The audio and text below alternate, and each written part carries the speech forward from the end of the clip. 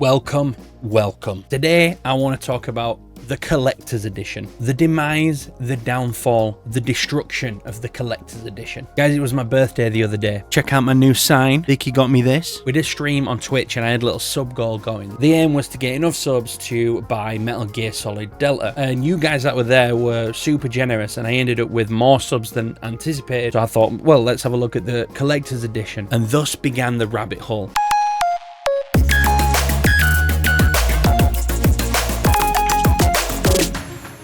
Okay, so this is where we started. This is what got my head spinning about collector's editions, right? So this is the Metal Gear Solid Delta collector's edition. This is only available at Game by the looks of it in the UK. Now, what I will say about this one is, like, the contents are not the worst. The statue looks pretty cool. It comes with some physical media, which is very important, and we'll come back to that in a little while. What the issue is the fucking price, brother. This thing is going to run you up £300. Delivery is a further £10. Then there's this. Using the standard service, your order should be with you in 3 to 7 working days. And up here, it says, this item will be available for delivery from the 28th of August. Now that's a pretty fucking raw deal for £300. £300? Right, what do we get for £300? A Day 1 edition game copy, an exclusive steelbook, a sneaking DLC pack, a metal and enamel keychain, a Fox unit iron-on patch, art cards laid out in a custom clamshell box, and then the statue and the vinyl soundtrack. Now, if you look at the image of what you actually get, an exclusive steelbook, where is it? I don't see that in any of the pictures. A metal and enamel keychain, where are they? They're not here, they're not in this picture. A Fox unit iron-on patch, not seeing that either. Art cards laid out in a custom clamshell box, not seeing that either. What is displayed is only the statue, the game, and the vinyl. For 300 fucking quid, I want to see what I'm getting. So there's no way that I was going to pay that. So I thought, what other games are coming out this year that I'm interested in? What could I play on stream? I thought Ghost of Yotei is coming soon. So let's go over and check out the Ghost of Yotei Collector's Edition. So the first thing to note, this is like £80 cheaper than the Metal Gear Delta Collector's Edition. It's still 220 quid though. So I came over here because I thought the Metal Gear Solid Delta wasn't worth the money. This is on a whole other level. Let me just zoom in here. The quality of these pictures are fucking ass, but this is on the PlayStation official site, so we're going to roll with it anyway. These are the physical items, by the way. A sash, so a piece of old torn cloth, presumably an in-game item.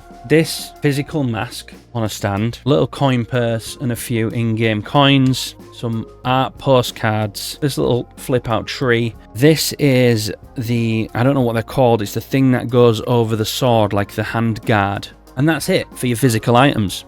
Now, did you notice something fairly important that was missing there from the physical items that you got? Something that would probably be considered pretty important for a video game collector. The game. £220 and you don't get the game. Well, you do get the game. You get the digital version of the game in the collector's edition. Honestly, I just feel like whoever's putting these together has completely lost touch with what video game collectors want this stuff for. A video game collector is someone who doesn't just play games. Video game collection is about preservation and celebration. Collectors seek out titles from different eras of video gaming, whether it be retro cartridges or special limited edition consoles or even modern special editions of video games. The goal is to build a library that represents the history and culture of gaming, specifically their personal version of the history and culture of gaming. It's not just about owning the game, it's about appreciating the artwork, the packaging, the soundtracks, and the stories behind them. It's about having a tangible physical thing that reminds you of the time that you played the game and what it felt like to enter that world and experience that game. Or the hardware. Some collectors focus on completing full sets of specific consoles, and we all chase those nostalgic childhood favourites. In short, collection is about passion, preservation, and the thrill of the hunt. What we're not interested in is paying £300 for a box full of cheap tat that doesn't even include the fucking game. Am I crazy to think the most obvious thing that a collector's edition should include is the game? If there's any CEOs from game companies out there watching this, I'm going to let you in on a big secret. The game is the thing that we want to collect. The game should be the most important thing in that package. What we want is the game.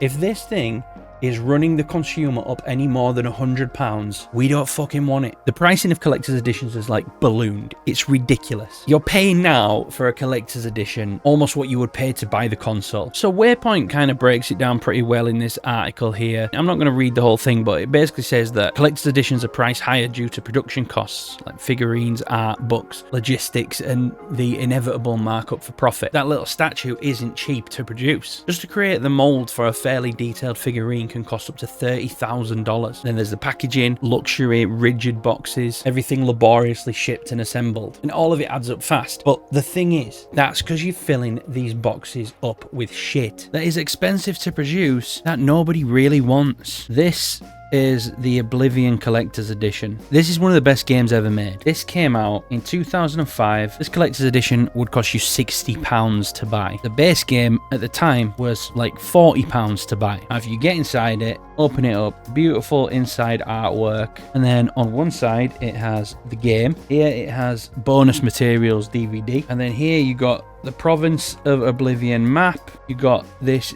beautiful, I don't know if you can see it, it's embossed, and it's a full like history and lore book. And then the best bit is this in-game coin, still sealed. There is absolutely nothing more than you need than that in a collector's edition. And with inflation and whatever else, I would pay £100 for that. Gears of War 2, simple, steel case, beautiful, game inside, some little bits of in-game memorabilia, and then again like an art and lore book. And I get it, sometimes people want the more grandiose stuff, but sell them separately, dude. This is one of the best things I own. Let me show you this. This is fucking ridiculous. It's a replica chainsaw from Resident Evil 4, but it's also a controller. You can play the game with this. I don't know why anyone ever would. Now, this wasn't part of a collector's edition or anything like that. This came out separately. It was a separate piece of memorabilia that you could purchase.